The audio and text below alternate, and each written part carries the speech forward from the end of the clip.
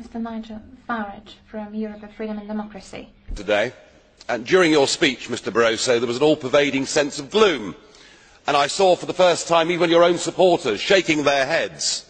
They don't believe in what you're saying. The European people don't believe in what you're saying.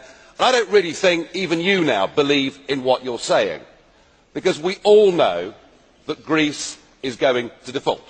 The end game for Greece is near, and you can't say you weren't warned. You were told that the treaties were fatally flawed. You were all told that Greece should never have joined the euro. And when I stood up here 5 years ago and talked about Greek bond spreads, you treated me with such utter derision, it was as if I'd been let out of the local lunatic asylum. No, you've been warned all the way through.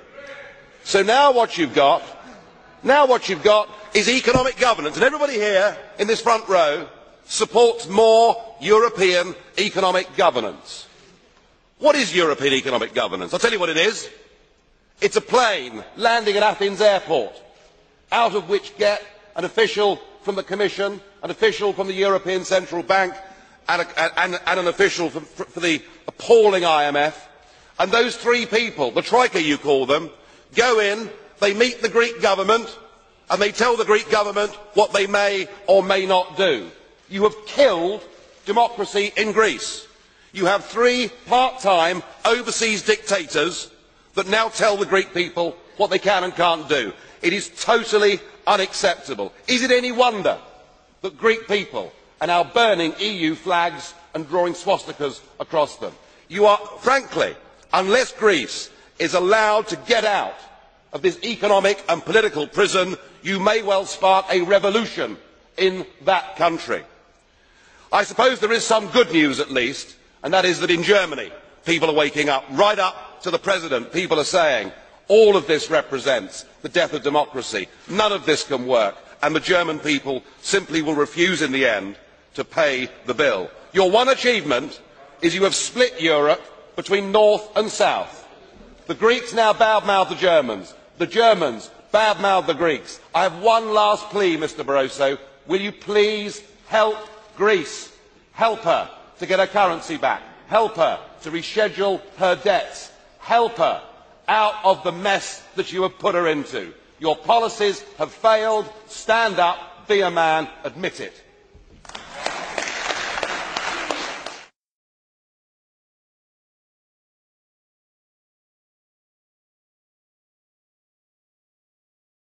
Now Mr Farage for the FD Group. Thank you. What we're seeing in this chamber this morning, and indeed across the whole of Europe, is an irreconcilable cultural difference between Greece and Germany.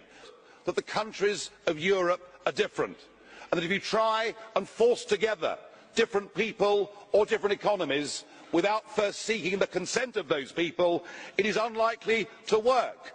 And yet virtually nobody in the political arena has got the courage to stand up and say that. Indeed, I feel that the continent is now divided from north to south. There is a new Berlin Wall, and it's called the euro.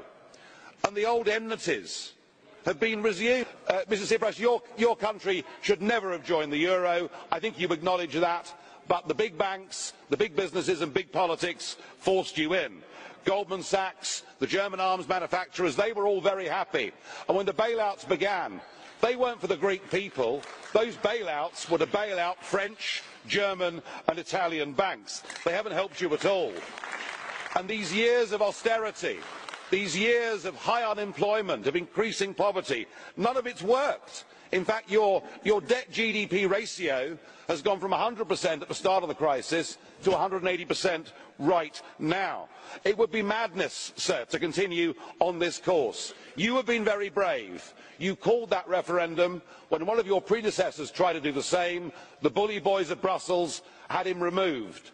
They tried their best again. Mr Juncker said you would have to leave the euro and leave the European Union. Even Mr Schulz, the President of the Parliament, who one would have thought might be neutral, said that if the Greeks voted no, their power supplies may even go down. There were threats and bullying, but the Greeks stood firm. But, sir, you cannot have your cake and eat it. They will give you no more, these people. They can't afford to.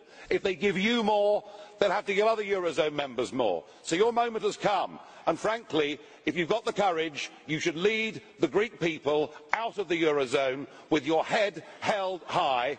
Get back your democracy. Get back control of your country. Give your people the leadership and the hope that they crave. Yes, it will be tough for the first few months, but with a devalued currency and with friends of Greece all over the world, you will recover.